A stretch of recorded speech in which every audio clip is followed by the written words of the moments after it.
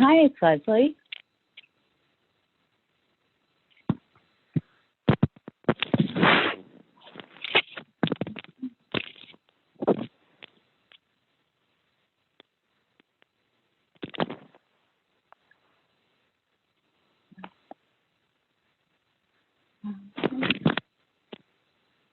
Hello?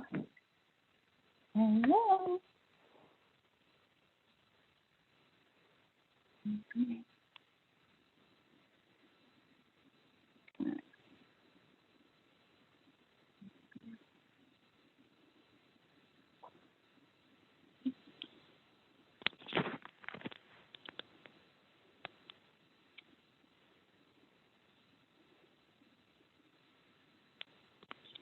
It's awfully quiet. All right.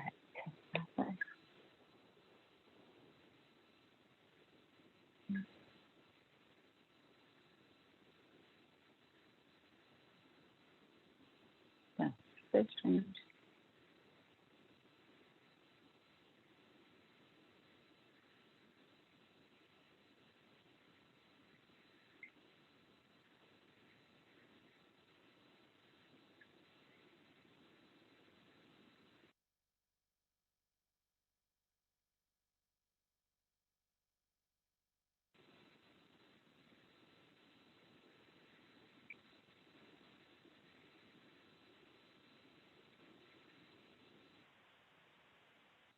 Hey, how are you, Kevin? Oh, we're putting video. Okay. I look like crap, but here we go. How are you doing? So I wonder if this will work if I'm recording on my phone, but we're using this. Do you think that'll work? Hello. Hey, how are you doing? Can you hear me okay? I hear you just fine. Okay, cool. The audio on my computer doesn't work. It will for you, but it won't record me. And so I usually just use the phone. So how are you doing? Good? I'm fine, thanks. Okay, great. Great. So I wanted to talk to you about self-care, right? And when's the last time you were in direct patient care? Direct patient care. It's been 2.5 years. Okay. How long you know what? I never realized this background's so distracting. How long were you in direct care for? Like bedside or home care or whatever? 20 years. It's a long time. Yeah, plus the stuff I did prior to being a nurse too. Yeah. Now, how did you do with your own self-care? Because this is really cool because you're the first guy I've had. And I'm wondering if there's a difference between if you all are more assertive than we are in taking care of yourself at work. And what are you going to do with your findings from the research you're doing? So, well, there are two things. One, I'm looking to see what percentage of nurses, like how our ACEs scores, if ACEs comes to play at all. Are you familiar with ACEs? With what, huh? Yeah, the ACEs study, Adverse Childhood Experience Study. Yeah, of course, sure.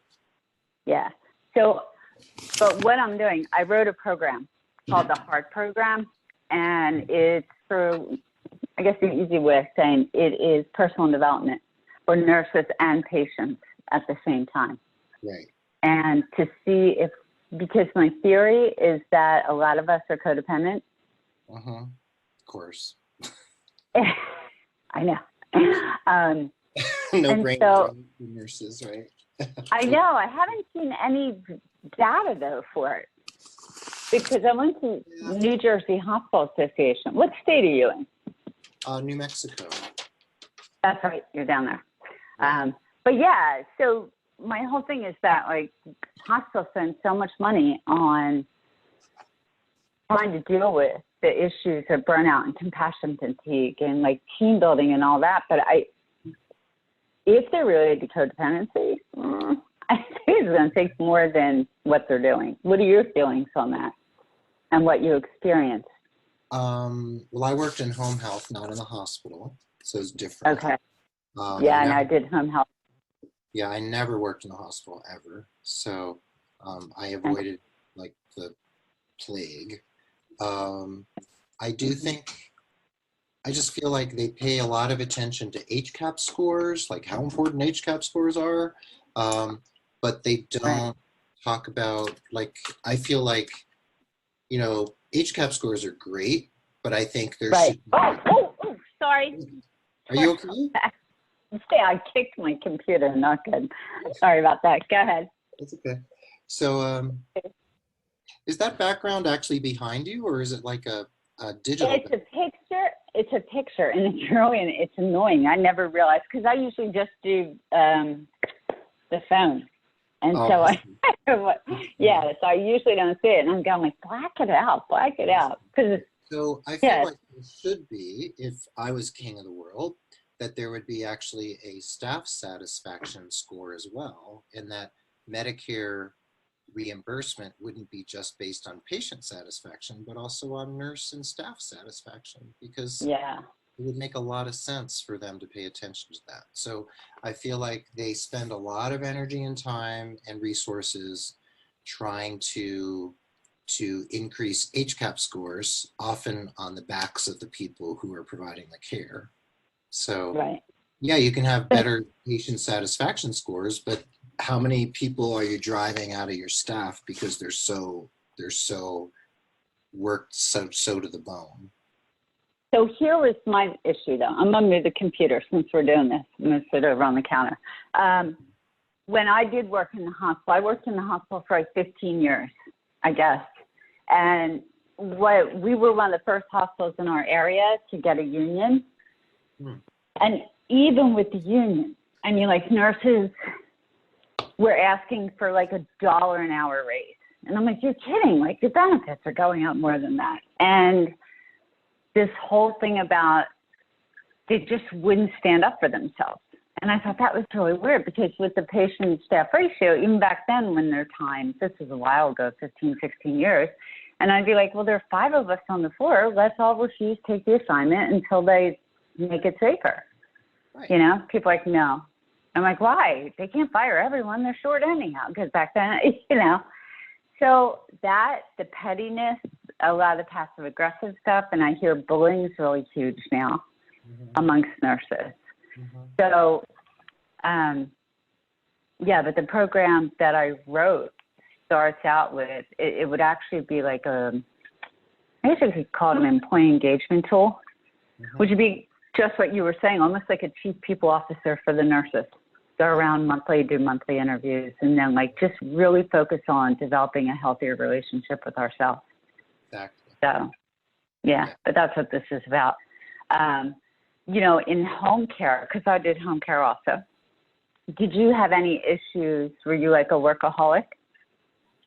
Sure. I mean, for me, it wasn't essentially home care. What it was I did intensive outpatient case management in Massachusetts, and I was working with very poor and poorly resourced patients, and I burned out really bad because I gave much more than I had to give, and that totally wiped me out. Yeah.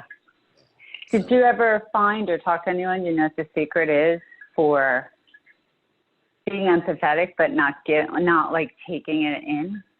Yeah, I mean, I feel like that's actually part of emotional intelligence, is not just being able to recognize and read your own emotions and the emotions of others, but then also to know where your boundaries lie. And they don't talk about that in emotional intelligence literature, in all the literature, but I feel like understanding where you end and another person begins is actually an important skill. And a lot of people don't talk about that. So it comes down, from my perspective, comes down a lot to being a boundary issue, actually. Yeah. How about, did you have any, and you don't have to answer this if you don't want, but do you have any like significant baggage in your background that's kind of still hanging stuck under there. Yeah, I think Perfect. for me personally, it was probably a lot of codependence from my childhood with my mom specifically. And yeah, sure. So coming from a Jewish family, Jewish background, I think there was this tendency to be a little enmeshed within the family. And I think it's that enmeshment that can cause one to make those types of choices professionally. And Yeah. I can't quote you like where this came from, but I think it was my friend Barbie Dossi who said that she had read or someone had theorized that, what did they say? That more than 50% of nurses were adult children of alcoholics, Yeah. and a large Yeah. percentage actually were middle children of adult alcoholics. Oh, God. So they got doubly screwed. The last study I read was a few years back, and I can't remember where it was. So it was 48%. That was probably the study, actually. Yeah. The reason I'd asked you, were you able to be vulnerable? Like, did you share? Because I worked with the same population you did, at least income-wise. They're poor pregnant women. Right. And so what I found, like, I gave a lot too, but I didn't have a problem with that, with taking in, like I could separate. But I had a lot of vulnerability. I used, because I found the way to best work with them was to go in as a woman with, like, the nurse behind, right? So I went in as a woman first and then a nurse. So, like, if there was something that could carry a little shame with it, and I had the same experience, I would just tell them mine first. And then they would go, oh, wow, because then they wouldn't feel judged.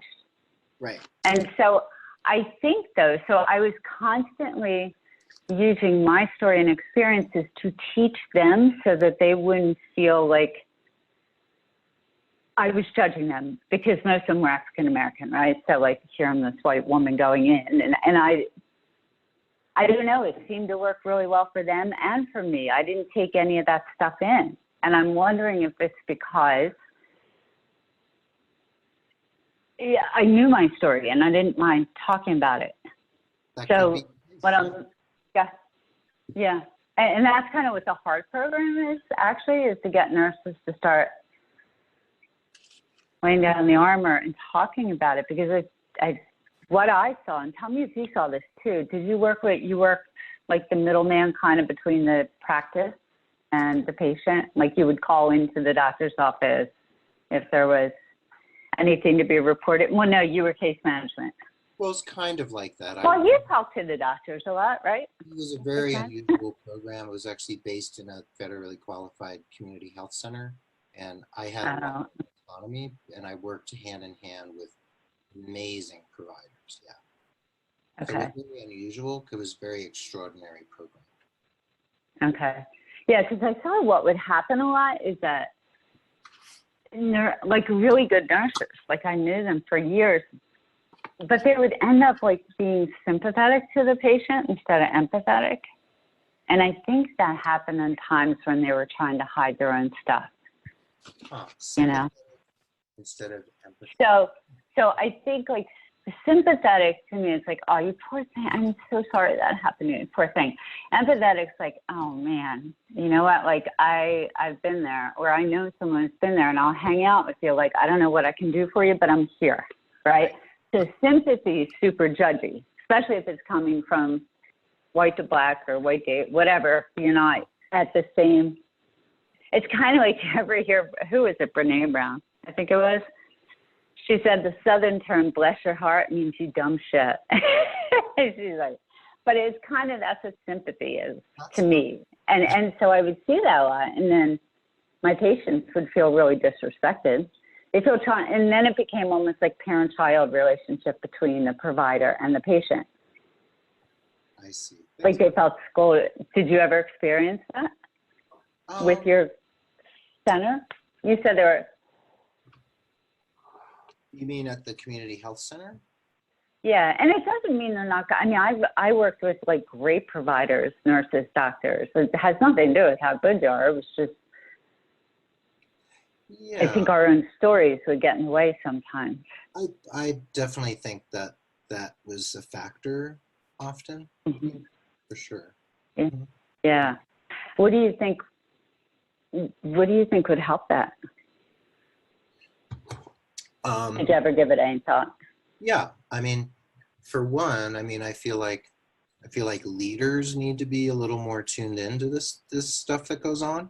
I feel like, you know, for one, nursing is very task oriented for the most part, right? So in many settings, so we're so focused on the task completion that one, we lose sight of the patient as a person, right? Because we're focusing on the task, and we have so many tasks to do that the personal part really loses its power because we're not paying as much attention to it. And I think leaders, managers, supervisors, executives, whether they're nurses or they're not nurses, I feel like they too are losing sight of the people, and they're looking more at numbers, tasks, HCAP scores, outcomes, all that kind of stuff, getting ready for the Joint Commission, all those things. Right. And while that stuff's important because that stuff is what keeps money coming in the door, so much, I mean, you know how much, what does an organization spend to onboard a nurse? 30 to 80,000, right? Depending on the organization generally. So like an average of 50 grand to onboard a nurse completely, right? So if you're going to spend $50,000 onboarding someone after going through a relatively expensive vetting and hiring process, and then you just basically throw that person to the wolves and never check in to say, how are you doing? Is there any support you need? Is there anything we can do to make your job easier? You know, all that sort of empathic inquiry that can actually lead to systemic change to make the nurse's job better, more efficient, etc. I feel like that $50,000 you spent on onboarding is going out the window because within a year that person's going to leave, right? Yeah. Or they're going to have a lot of attrition or call outs, sick calls, and then it's actually penny wise and pound foolish to not be looking after your staff. So anyway, I think I might be a little off track from your original question, but you know where you can tell where I know where you're going with that. Yeah. No, I mean, this is just, it's frustrating because I went to a Futures in Nursing conference like last week, and everyone's talking about self-care in nurses and how we're overweight and all these different things because of the hospital. I'm like, no. Like, we are not taking self-responsibility. I was dying. I had to bite my tongue going, not that, and I don't mean this to sound like it's nurse's fault, because you're not. I never knew up until like 10 years ago that I was codependent, you know? So, I mean, I was just like that. I needed to be needed, you know? Right. But that's a problem when you self-care, because if that's within the nurse, like, she's not going to want less work, because, you know what I'm saying? Like, if I need to be needed, don't take my work away. You're taking my value away. Right. And I just Any thoughts on that statement? Yeah, I do. And I also feel like this focus on self-care, I mean, I talk about self-care all the time with my clients on my podcast, you know, so I write and talk about it. However, I just feel like if we focus so much on the self-care, and of course we want people to be self-actualized and actually, you know, take responsibility for themselves, right? But at the same time, I feel like we also need the organizations to value the human as much as they value the other aspects. And have you heard of this concept of the triple bottom line? No, I haven't. So there's all these different concepts and the hypotheses and theories about bottom line, right? So bottom line, we always think financial. So the triple bottom line, and I don't know who coined this or whatever, but it's people, planet, profits. So you have the people bottom line, the planetary bottom line, and the financial bottom line. And the people I've talked to about this say that if you ignore any one of those three, you're screwed. Your organization is screwed, right? Well, you know what? Yeah. So our hospitals, do you know, have you talked to any executives that, is that just getting going, that triple bottom line? Is anyone buying into it yet? I think there are organizations out there that are buying into it, but I think they're few and far between. Have you come across the work of Renee Thompson, Dr. Renee Thompson? Yeah. She's probably the #1 expert on bullying and incivility in nursing in the country, maybe in the world. Okay. So her organization is called the Healthy Workforce Institute. And Renee used to be a one-woman show. She's my very good friend. She used to be a one-woman show, and now she has a whole team of people who go out and work with organizations, you know, mostly hospital systems for the most part, helping them create healthier workplaces and a healthier workforce. So they look at multiple aspects of onboarding, attrition, bullying, incivility, all the different aspects of how you attract and retain a healthy workforce. So they're doing some very interesting work out there right now. Oh, I'll have to reach out to her. Now, you know, it's funny, you had said that, like, when we talked about self-care, it's way more than self-care. Yeah, it's self-love, is what it is, or self-management. But it really boils down to self-love, I think. Any comments on that one? Like, self-care, I think people always think of physical. But more important than physical, I think it's emotional, for you to go like, wow, I need 5 minutes to just quiet my head. You know. Did you run into that at your organization where you worked? Which part?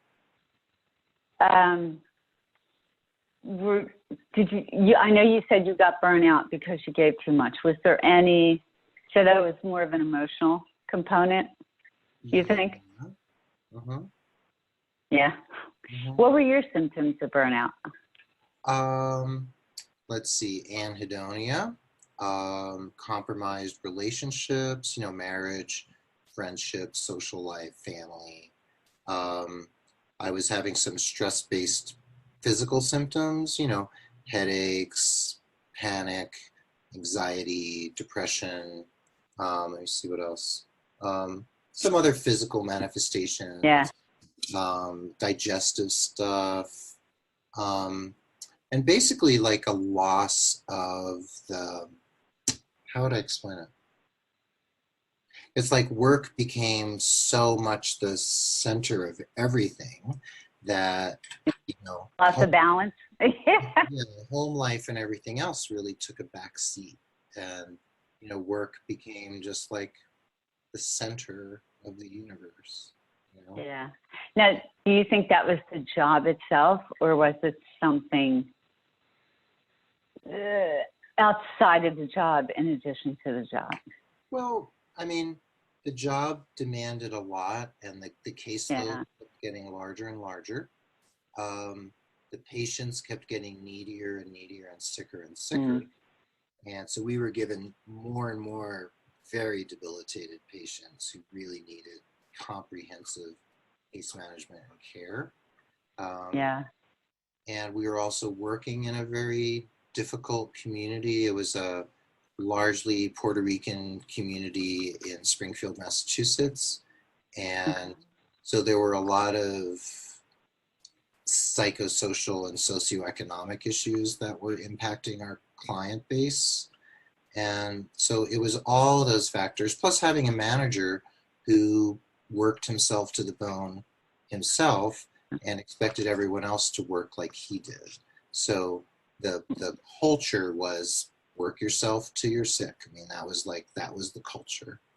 And even you're sick. You're sick. Come in anyway. You know, was that kind of attitude? Is like, so you're sick, come to work. You don't have a fever, come on in. You know, so there's a lot of stuff like that. Yeah. I mean, that always cracked me up at the hospitals because I worked in labor and delivery, NICU and stuff, and we'd have sick nurses in the NICU, going like, no, visitors can't be sick, but the nurses had to come in when they were sick. It's kind of crazy. Yeah, don't come in if you have a fever as a visitor, but if you're a nurse, yeah, you're a nurse, you can come whatever. Today. Yeah. Wait a second. How about, did your symptoms, how long did they take to go away, if they did go away, after you left that position? Well, they did go away because my wife was like, you're quitting this job. Like, you're leaving in a month. And no choice in the matter. Yeah. So I quit, took a job in my hometown, this little town of 20,000 people, became the public health nurse for that town. I was biking to work every day, commuting. Oh, get out. Yeah. Rather than, 40 minutes each way by car. I was working in a relatively more privileged community rather than working in this super, super poor, impoverished, really dysfunctional community. So that a year into that job, I think I had really healed my burnout because I was living a life that was quite balanced and healthy at that point. I was getting exercise, I was having more fun, my job was less demanding, and I had more control over my work style after I left that particular position. Yeah. Yeah. Now, do you interview other nurses on your podcast? I've listened once or twice. Yeah, tons. Yeah. What's the common? Do y'all talk about burnout and stress and self-care? Like, what's the consensus out there? We have talked about those things. The consensus is that it's real and that it's an ongoing issue, and that, a vast number of nurses or non-nurses in the healthcare world are burnt out or on the edge of burnout, or they're just living lives that are unfulfilling or unfulfilled and feeling they haven't reached their potential because all they're doing is barely keeping their heads above water. And I have a focus group. My clients as a career coach are my built-in focus group. Like, I get to hear people's stories every day. And the client base as a coach really gives me an ability to have my finger on the pulse of what I think most people are experiencing, or a lot of people are experiencing. Does anyone, I mean, I'm a codependent too, you're a codependent. How much of, I guess it's hard to say, is anyone out there, nurses on the floor, connecting the two? Codependency and codependency and the issues we have with self-care and self-management.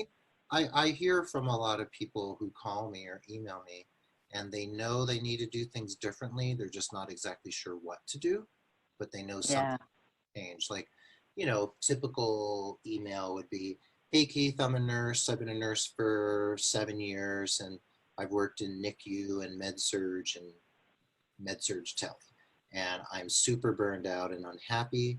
I don't want to leave the profession. I don't quite know what to do or what I need to change, but I know something has to happen.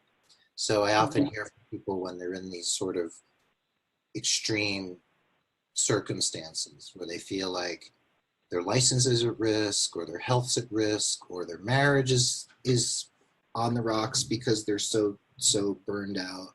So it comes in a lot of different flavors, but the complaints are generally fairly the same, pretty simple. So what's your recommendation to them at that point?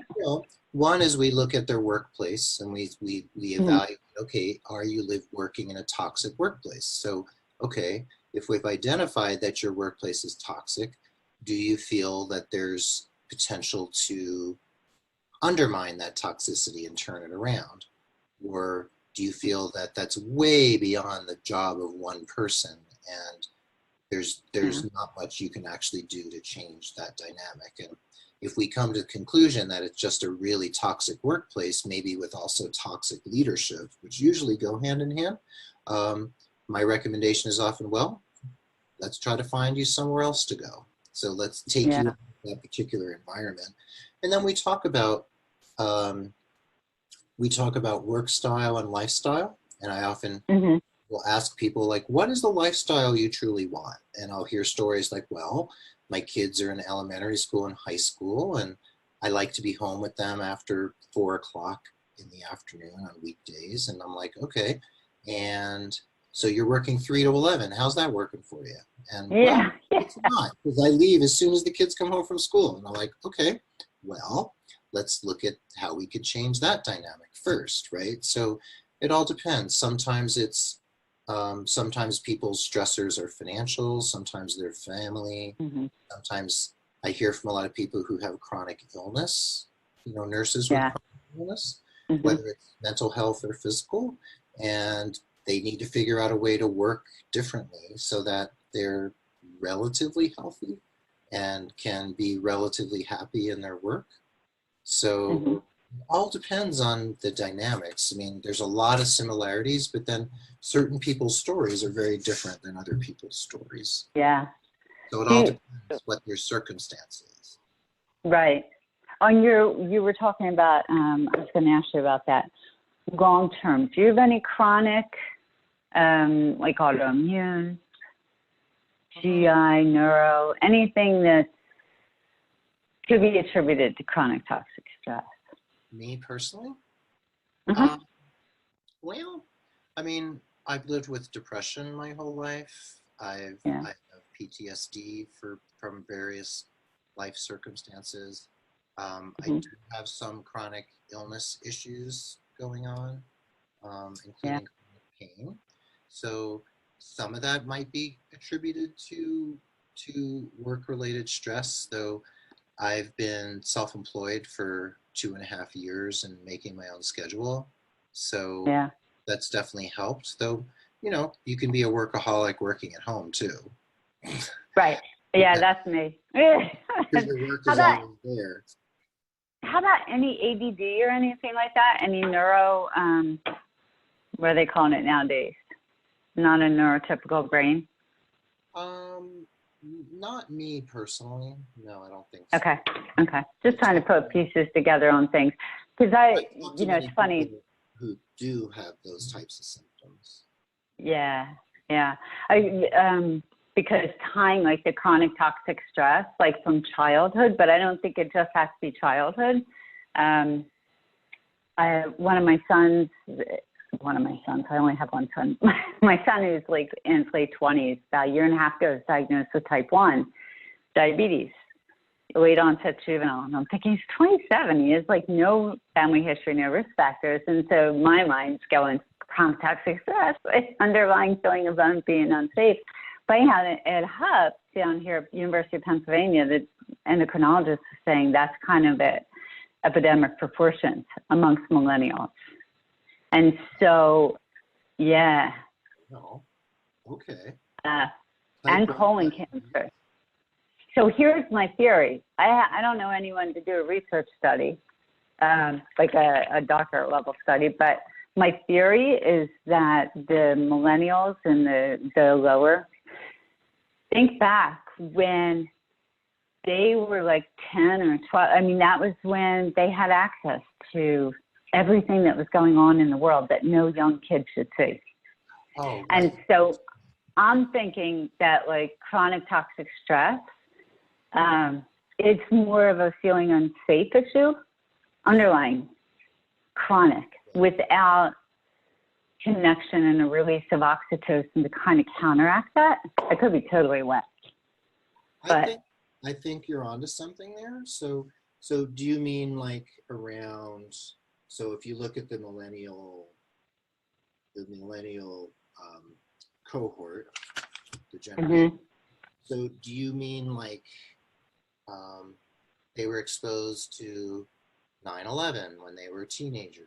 And then, you got it. 9/11, every day watching all the stuff that was going on in, what is it, Khrushchev, just all the bombings and the every day, even with the news, but I mean, they had access to the computers. So they had access to everything. And think back when we were like 10, what were you doing? I was riding my bike. Our parents didn't even care for 10 hours. They assumed we were safe. We left at 8 in the morning, came back like 5 at night. And, exactly. you know.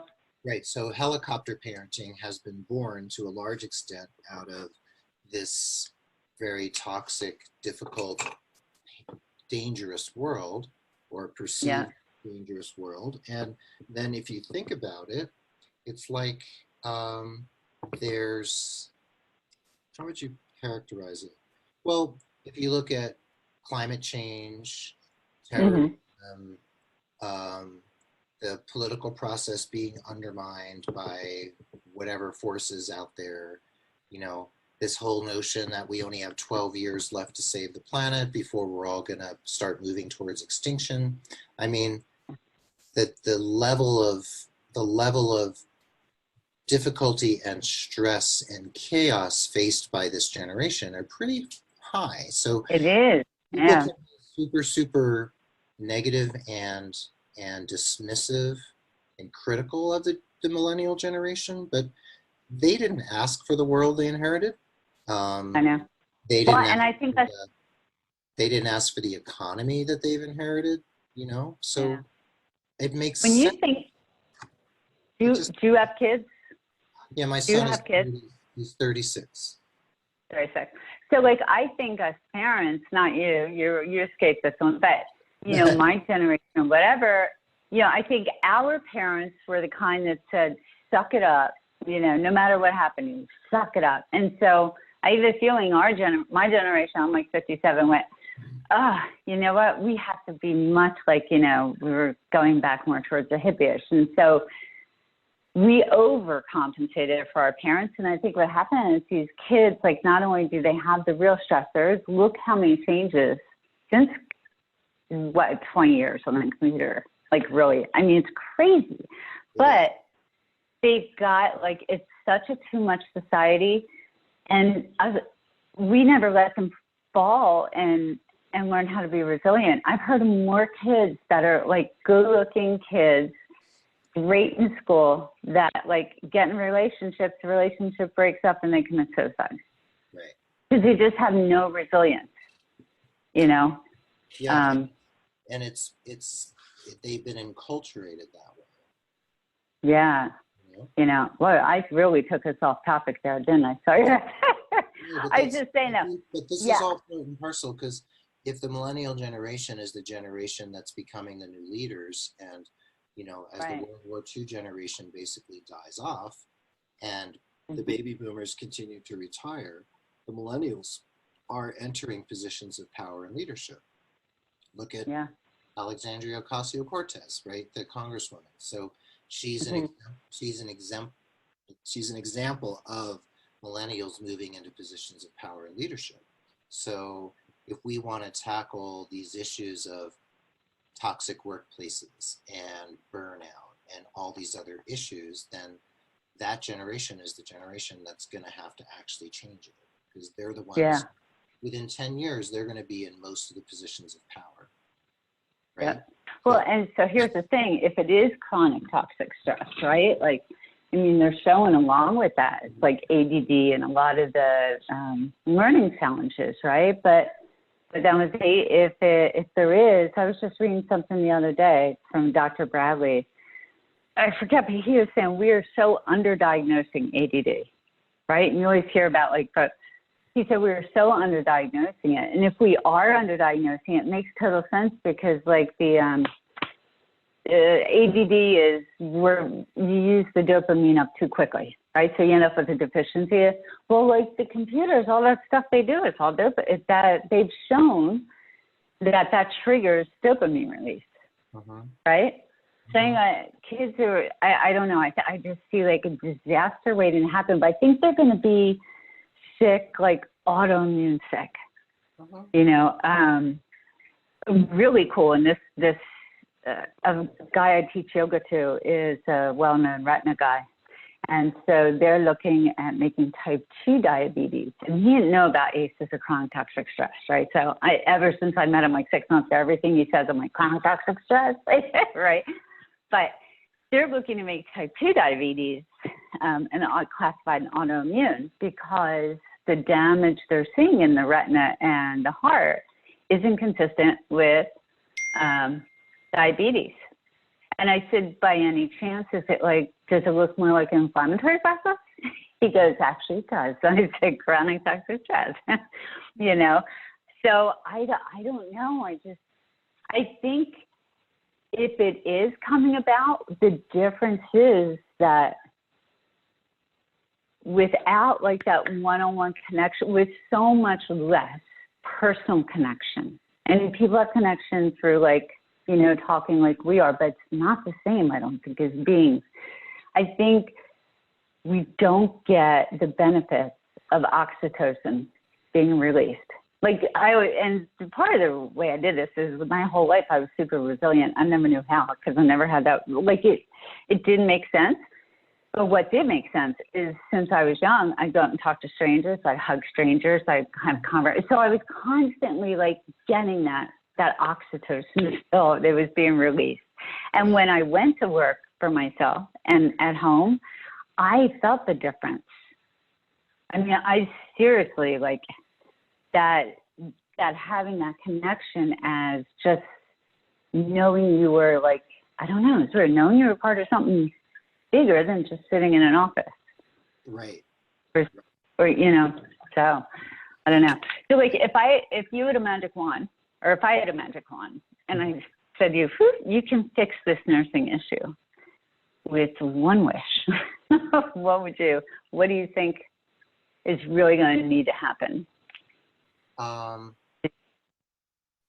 your perspective. I just don't think there's one thing.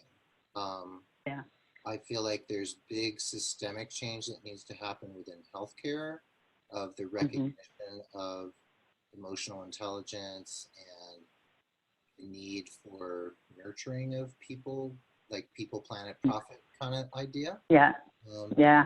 And I also feel like there needs to be wider societal changes around the ways in which we approach work and identify with our work. And that's a century old or more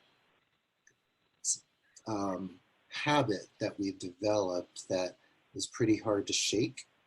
So I don't know. I mean, I don't feel like there's any simple fix, because I feel like we're, you know, so you've got a little nursing unit. That's a microcosm of the hospital. Everything in that hospital is a microcosm of the larger healthcare system. And then the healthcare system is also within the milieu of the greater national culture and then the global culture. So I feel like we can make changes within a single workplace or even with a single unit, and that'll be really helpful. But I feel like from my perspective, like sociologically, there needs to be much wider societal change. And I'm not terribly hopeful for that societal change. Yeah. Me neither. I think the more like, you know, it's funny that the millennial and the younger, like I don't know, the money they're making when they get out of college, I'm thinking, how the hell? Like, I think, yeah, I agree with you. I don't think there will be. I think everyone's going to be striving to be these like people who are making, you know, millions and millions of dollars for stupid videos on YouTube or something. I think there's too much of that out there. But I remember, what's it like in New Mexico where you live? Are they pretty laid back? Or is it just like the States? I mean, it is the States, but is it just, you know, I mean, is it different? I mean, New Mexico is its own beast for sure. Yeah. It's laid back on a certain level, but on another level, we're just as not immune to the greater societal pressures as anyone else. Oh, we don't, fine. Yeah. So I know. I don't feel like there's any great like difference here than anywhere else, though. You know, Santa Fe is a fairly laid back town, but I see people as stressed here as I've seen anywhere else. So, you know, people are like, oh, land of manana, all this kind of stuff. And I'm like, oh, that's pretty much bullshit. Because yeah. Did you ever go to Europe? Have you ever been to Europe? I love spending time. Me too. Oh my gosh. I remember the first time I went to, where was it? Germany, I think. And it was during the day. And I'm like looking around going, wow, there are all these adults like sitting just around a lake, just chilling. I'm like, that's so weird. But all right. So with, I understand. yeah. Wait, one last question and I'll let you go because I'm going to tie up too much. Where you did work with the clinic or the outpatient, which was a great place. Where are the employees, whether nurses or not, the ancillary, how were they with one another? Was it? The employees. Our group was a very, very special group, and we were separate from the clinic, and we were our own nonprofit. Okay. So we had a very different culture, though we liked to have fun, and people were playful, and it was like a little family. We still all worked way too hard. Yeah. So the culture was still like a culture of overwork, unfortunately. Yeah. Though we tried, but we didn't quite get there. We could have done a lot more, but we didn't have the moral leadership to actually do that. Did you see burnout in your patients then? Do you think? Yeah, I mean, I know they weren't working, but it's the same kind of. Well, some were working, but yeah.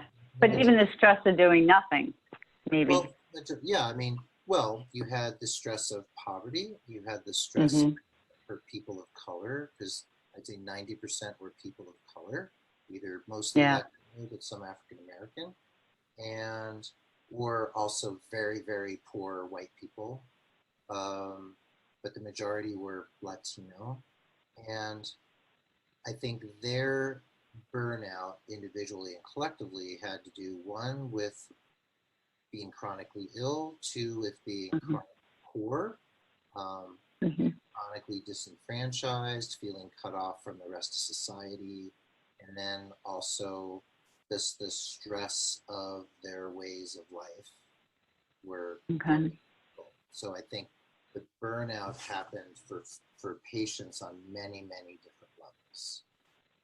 Sadly. I lied. One more question. I forgot to ask you this. Nurses. The nurses you talked to a lot. Are nurses amenable to going to counseling or anything? Or do they rather not? Some.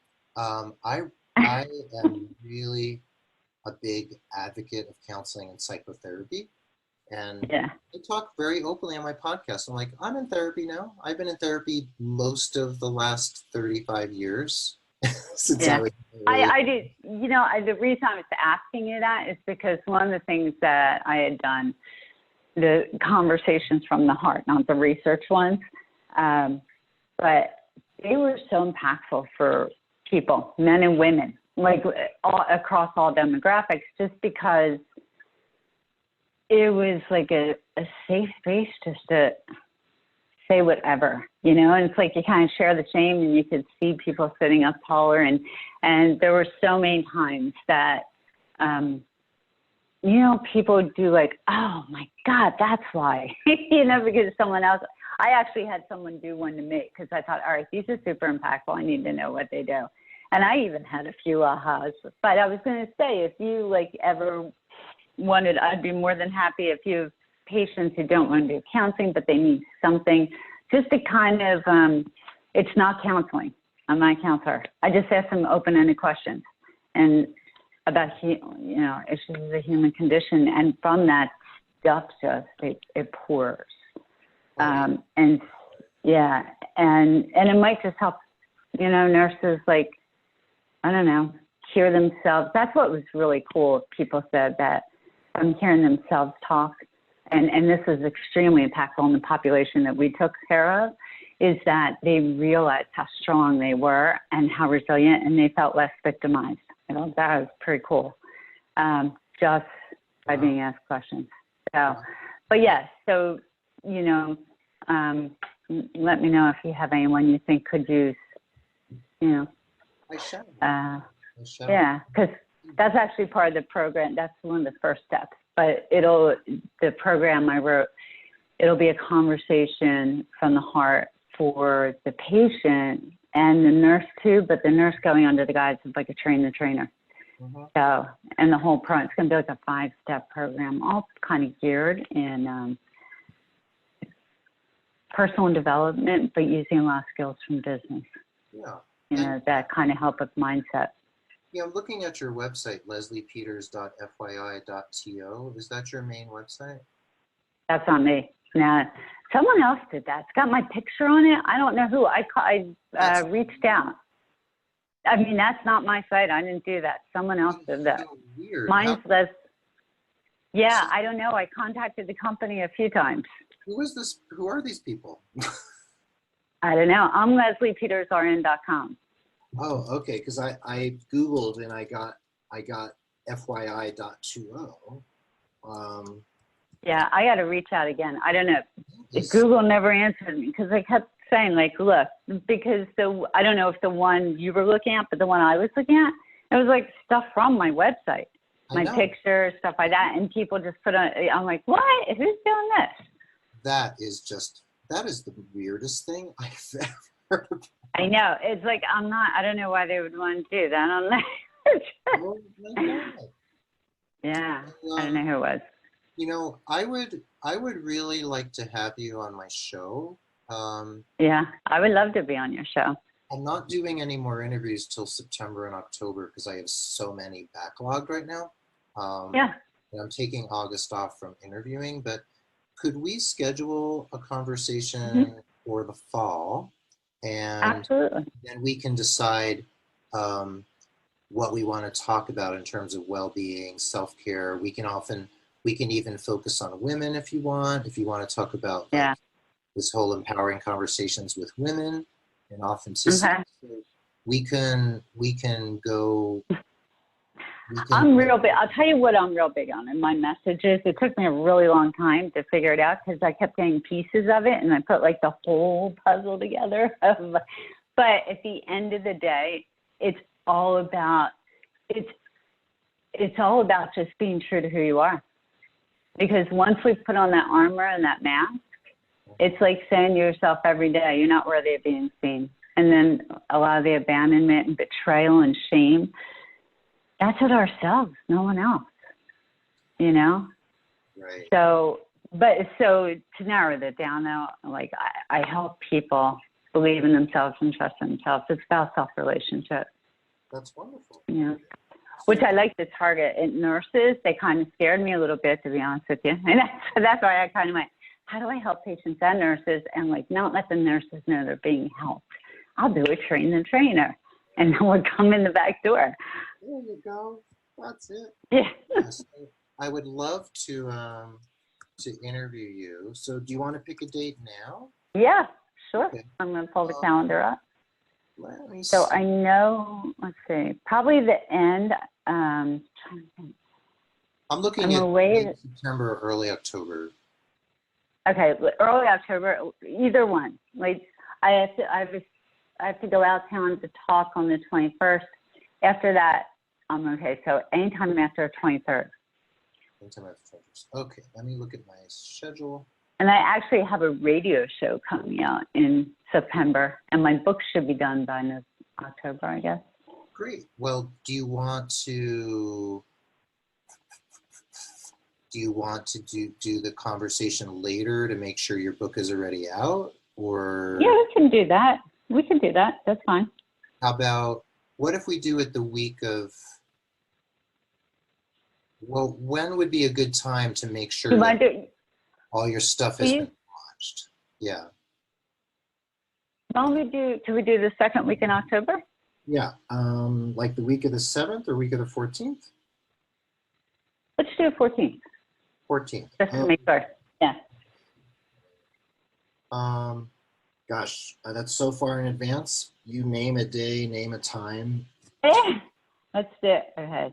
Are you on the East Coast? I am on the East. So you're 2 hours behind me, right? Time. So the earliest I could do is 10 a.m. Eastern because any earlier I'm not working. You know what? I'm not a morning person anyhow. I mean, I am, but my brain doesn't function best in the morning, so that's fine. Let's see. I'm trying to pull. I don't have my glasses on. I'll tell you another thing with the chronic toxic stress. Since I quit work, and the past, like, since October, November, I've just kind of been stressing out because I'm like, how do I say this message? Like, I get lost. But my vision has been getting really bad, but it goes back and forth. And I had LASIK surgery 20 years ago. I've been to eye doctors throughout the years, 3 times this year because I had cataract surgery. I was at that retina guy last week, and he goes, holy shit. He said, your LASIK surgery, your flaps never healed. And I'm like, they had to, because I've been the doctor who did it since then. And he's listening. He goes, well, like, your eyes, he said, you've got some stuff going on behind the cataracts too. And this is the same guy. And I looked at him. I said, you know what I'm going to say, right? And he goes, yeah. I said, he goes, well, you have some inflammatory process. I said, son of a gun, I'm throwing myself into fight or flight all the time. So, I mean, because my flaps were healed. So now I have that surgery on the cornea. But I think I did that from frustration and stress. Yeah, I bet you did. Yeah. I mean, it's crazy, but okay. So what date? Sorry about that. I got to. Yeah. Pick a date. We said October 14th. Is that what you said? 14th, or the 15th, or the 16th, or the 17th, or 18th. So, what day of week are they? Monday through Friday. Okay. Let's do Monday. Let's do Monday the 14th. Okay, I have nothing on the books that afternoon or evening, so name a time. Okay, so then like 2 o'clock my time would be 12 o'clock your time? Perfect. Yeah? All right, want to do 2? So let me see, Leslie Peters, we're going to say 2 p.m. Eastern on October 14th. I'm going to send you an online form to fill out and confirmation of the date, and we'll go from there. Yeah. Okay, great. And I'll send you, by tomorrow, the weekend, I haven't made up the questionnaire yet from this, and I got to be honest with you, it's because I take people way off target. We start talking about other things, so I'm listening and going, okay, how can I make these questions? Because it's sorry. Have you ever taken an ACEs test, the questionnaire? No, I have not. Would you want to? You want me to send you? No names, but are you interested or not really? I'd love to take it. Yeah, I'd like to know. All right, I'll send you the ACEs test too. Beautiful. Okay. Yeah, I'd be interested. Sounds good. Okay. All right, cool. Thank you so much. Hey, the conference or the business thing, the conference. Yeah. Are you going in? Yeah. No, September. What was the date again? I think it is September 27th to 29th. Vegas. And it's a great conference. I always have an awesome time. I'm on the board too this year, so you were. But I love that community, and that's one of my happy places. You're happy places. Do you go to the ANA conferences at all? No, I've never been to the ANA conference. I am going to go to the AHNA conference next year because it's here in Albuquerque, like right down the road from me. So I'm definitely going to go to the AHNA next year for sure. Have you ever spoken at any of the conferences? Not for the ANA, no, or the AHNA. Or any of the conference, yeah. I've spoken at a lot. Eventually. Yeah. Have you? Yeah. Oh, yeah. So, yeah, I know. I had contacted ANA just to see what a booth was and just say, did you have to pay to speak at your conferences that you spoke at? Pay to speak? I know. That's why the ANA. Yeah. Go ahead.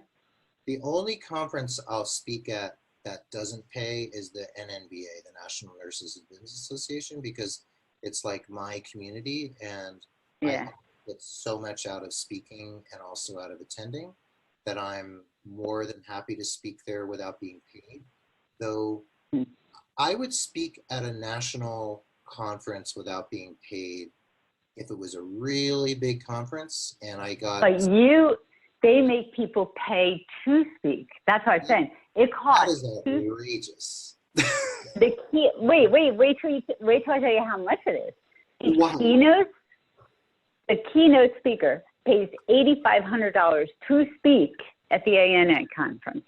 What? I said to the girl, wait, she pays $8,500? And she said, Yes. And I'm like, what? She said, well, she gets a table and a bit. I'm like, 8,500? Yeah. That is the most ridiculous thing It's crazy. I've ever heard in my life. I mean, I know. Because I want to eventually, you know, I've got to get out there and get known. yeah. But I'm pretty good at speaking. Like, not here. People are actually surprised. When I get on stage, it's almost like some alter person takes over. And it's very bizarre. The first time I did it, I'm like, oh, this feels really cool. But I got off and I'm like, what did I say? I don't even know what I said. Yeah. So. I love speaking, and I get up on stage and I'm like, I get a little slapstick, I get silly, I'm funny without trying to be funny, and it just works really well. So I love speaking. So. Yeah, I do too. And I'm really looking forward to the radio. I'm not a fan of staring into this. Now, I've done a couple TV shows, like interviews. I'm fine when I don't see the camera when I talk. But I don't like to watch myself talk because then I get distracted. Right? With ADD, my mind's got to try to stay focused. So when I see things, I'm like, get the blinders. I don't want to see because I'll get distracted from what I'm saying. But yeah, but I love radio and I love being on TV too. It's just kind of, I don't know, it just feels right. So, yeah. But anyhow, all right, cool. Well, thank you so very much. And I'll get you this stuff in the next couple of days. In the ACES. And if you have any questions, there is I put a street calendar, like to ask any questions, because that's kind of like my area that I could tell you anything you want to know about, like ACEs and chronic toxic stress and anything about our stories. I'm like the story woman. Yeah, I would love that. Yeah. And, yeah. But if you get a high, and just so you know though, when you take it, anything below a 4, not really that significant. It's 4 and above where you really find the issues. Okay, great. Yeah. So I'm going to shoot you an email momentito with information Okay. about the podcast. We have plenty of time, but we'll formulate what questions and talking points are best to cover, and we'll have an awesome conversation. Sounds great to me. Thank you so very much. Thank you. Bye-bye. Have a beautiful weekend. Bye, darling. Bye-bye. Bye-bye.